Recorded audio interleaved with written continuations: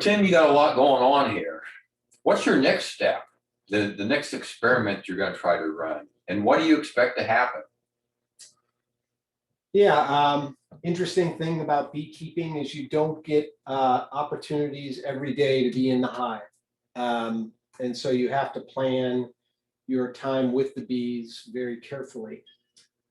Bee health being my focus, I'm focused on my pest management plan, specifically both small hive beetle and the varroa mite is our key. Talking about there's nothing new with what I'm doing with the small hive beetle, so I'll talk about my varroa pest management plan. My next step is to see if I have varroa mites present, and I keep on doing that every time I visit the hives and keep track of that. If the varroa number goes up above 4 varroa per 100 bees, then it is recommended that you apply some treatment for those varroa. In the past, I've used just a single treatment, an organic acid that's sublimated into the hive, a gas called oxalic acid. It's present in the hive, present in honeys. It doesn't harm the bees, but it kills the mites.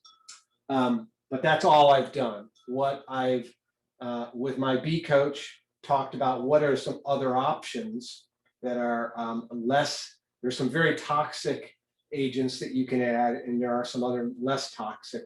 There's another organic acid called formic acid that comes in strips that if you have a high count, it's a 7-day treatment, and you actually apply these strips in between the boxes of a beehive, and you leave them on for 7 days.